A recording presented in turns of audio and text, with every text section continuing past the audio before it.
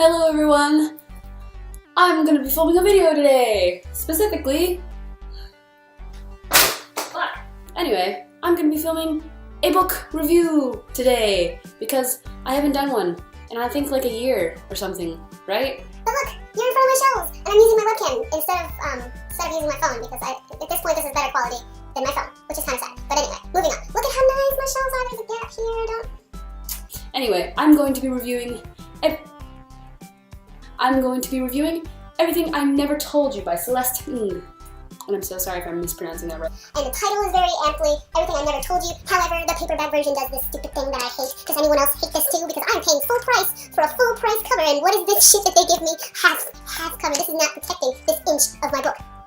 This half inch of my book. So this book starts off with the sentence, Lydia is dead. But they don't know this yet. Basically, this book focuses on a half Chinese, half white family living in a very small town that doesn't actually exist in Ohio, which is coincidentally where I'm from. I mean, I wasn't born in Ohio, but you know, that's where I grew up. This book basically centers around this tragedy in this family that is the favorite daughter, Lydia. The favorite daughter for many reasons, which I'll get into later. Basically, she's dead. She has died, and this book kind of deals with the grief that follows, as well as the moments before. Not just before her death, but also that led her to the moment of her death, and the family background, basically. And it's actually very, very relevant and very, very important. Like, everything is intertwined. Everything has a cause and effect, just like in real life. And this is great. It's the great non-linear, really like Slaughterhouse-5, unstuck in time kind of business. But this book focuses on a family of 5. James the father, Marilyn the mother, Nath the son, Lydia the favorite daughter, and Hannah the youngest daughter. I was actually crying. I cried a lot in this book. I wrote down every single time that I started crying because I wrote tears, and I underlined a lot. If I'm going to be completely honest, I relate a lot to this book because I was raised in a small town in Ohio, being not the only Asian in the area, I guess, but being surrounded with a lot of white people. And I'm also from a family full of white people. I understand what it feels like to constantly be feeling like you're being judged because this world has a way of organizing the world into white and not white. I'm not white. And this is kind of, I guess, where the spoilers would start. Looking at this book with a Chekhovian lens, as I call it. I'm a theater major, in case you didn't know. I am a theater major, so I studied Chekhov, the 19th century European, the naturalist playwright movement era, I guess. Especially what Chekhov was really famous for was that nothing has a final beginning, like as a clear beginning, middle, and end. That only ever happens in theatrics. That never happens in real life. And the point of the naturalists was to get back to the roots of real life. Chekhov can be sort of compared to his plays because like nothing really happens. It's kind of boring. All the characters, I don't know who I'm supposed to like. I don't know who I'm supposed to hate because everyone's kind of good and evil. But that's the whole point. As with this book, all of the characters have their likable moments sometimes, and sometimes they're sympathetic and you can get behind the decisions and be like, oh, that totally makes sense. But at the same time, they're all kind of shitty people. Like everyone. We're all shitty people on the inside, to some extent, am I right? The father, James, his thing is that he's incredibly insecure. He's insecure because he is the son of 2 Chinese immigrants, and they got him into this really, really good school, and they were a janitor and a lunch lady. And he was really embarrassed by them, and because people would make fun of him for being different and looking different, being of a different race. And basically he was treated his entire life as if he wasn't really an American. He's always trying to prove that he is American. And that is why he goes to school and becomes a professor in of the American cowboy. That is the topic, that's the subject that he teaches. The American cowboy. The fact, he's insecure. The predetermining fact is that he was teased as a kid, and he takes it out on his kids. That is to say that he sees too much of himself in his son, which is why he's embarrassed of his son, is because he was embarrassed of himself, I guess, is that he sees his son as a very shy, boy who likes to read and likes science and doesn't really like to make friends with people that make fun of him. So he basically places all of this enthusiasm and love onto his middle daughter, Lydia, who he's always telling to, everyone has to like you, everyone has to be your friend, and it's your job to make sure that everyone wants to be your friend. And that takes an understandably big toll on her psyche, and she doesn't have a lot of friends. For the obvious reason of that is, in the 70s, she and her brother are the only Asian students in her school.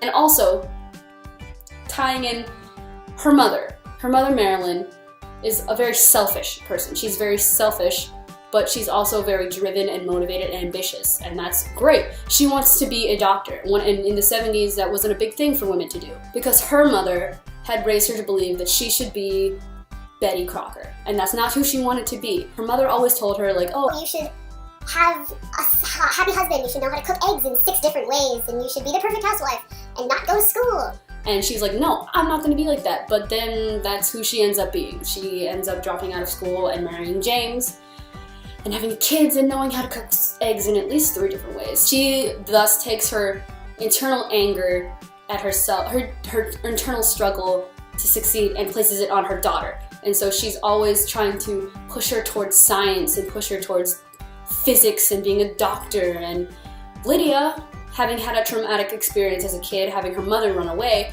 is like, yes, mother, I will do anything to make you happy. Yes, I will go into science, I will go into physics, but that's not what she wants. With all of this tied on, she's being pressured into study a lot, and then she's being pressured to have all these friends. Understandably, she becomes depressed and angry. The youngest sister, Hannah, is often overlooked. She's often shoved aside because obviously she has an older sister who is the favorite child, who with blue eyes, despite being Asian, and everyone else in the family except for her mother having brown eyes. That's another kind of thing in this book, is that whiteness is celebrated, and being Asian and all the Asian qualities are kind of obviously seen as negative. But that's the point of this book. Well, not the point, it's one of the points that I got from it. Hannah, she's also the most observant one. She is the one that sees everything for what it is and still holds all of these secrets of the world she observes and doesn't share them with everybody. So this book is very aptly named, Everything I Never Told You. In one of the scenes after Lydia's death, her mother goes into her room and sees all of these diaries that she has bought her every single year since she was 5. So there's like maybe 10 diaries or something, a little more. And all of them are empty because she never wrote anything in them. And her mother is always trying to figure out everything that Lydia never told her. Lydia never told her was that she doesn't want to be a doctor. She doesn't want to be in physics. It's hard and she doesn't enjoy it, and the only reason why she's doing it is to make her mother happy. And also her father she keeps this big secret from her family that she doesn't have a lot of friends. She always makes her parents think that she's doing really well in school, that she's doing extra credit, that she has all these friends, but she doesn't. She doesn't have a lot of friends because not everybody likes her because she's different, obviously, being Asian. The parents have this relationship with each other that is based off of not telling each other things, of their past, of how they're feeling, these desires that they have, which is what results in the mother running away. Because she wants to be a doctor. So she runs away to go back to school to become a doctor, but doesn't tell her husband, and then they panic and go in an uproar. But I feel like if she had just told her husband and her family what she wanted to do, they would have supported her. Maybe. Her kids would have, maybe, but maybe not the dad. Dad would not have supported her, actually. Because if I haven't said this already, they're really shitty people. All of them. But that's what makes them beautiful, because we're all shitty people. They make bad decisions, and we make bad decisions, and they're incredibly human and realistic and real. And that is what's beautiful about this book. They're shitty parents. They're really bad at parenting. They're really selfish, they're insecure, they're forcing things on their children that they think they want, but they don't talk to their kids. They even abuse their kids. At one point, the father hits the son because he's interested in science. So that's bullshit. The most ironic thing is that the son, Nath, is really, really interested in science and math and wants to be a scientist and go to Harvard, and he gets into Harvard, but then it's quickly overshadowed by Lydia because Lydia is the favorite child, and Lydia is expected to go into science. Everyone wants her to go into science, but she doesn't want to go into science, but Nath does. And it's just terrible. It's terribly frustrating and ironically angry, infuriating. I can't really fully articulate everything I want to. I think that you just have to read the book to like fully get it, because there's just so much. This is a very small book. It's 292 pages. It is under 300 pages. This book is basically just heartbreak after heartbreak, but not in a way that makes you sad and not wanting to finish it. It's more just a brilliant expose about the realities of grief and dysfunctional family. That's what this is. This is a dysfunctional family. Everyone has their own problems and they don't understand each other, and there's miscommunications and just pent up feelings and shitty decisions, and that results in inevitably the endless struggle to try and understand each other, which they don't in the end.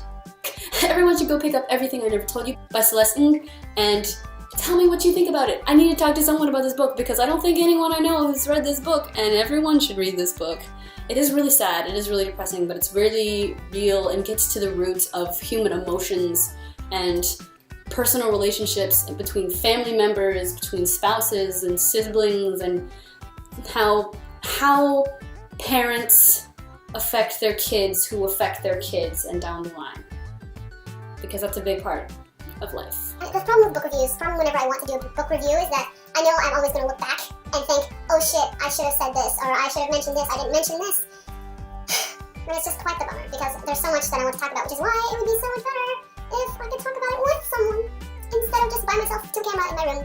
Thank you all for watching this video. Hopefully I can film a June wrap up. I'm catching up on my reading challenge because I moved to a city for summer work that has like 4 half-price books in the area, and it's just half-price books is gonna be the death of me. I've bought so many books and I've read so many books. So anyway, thanks for watching this video. Hope to see you soon. Goodbye.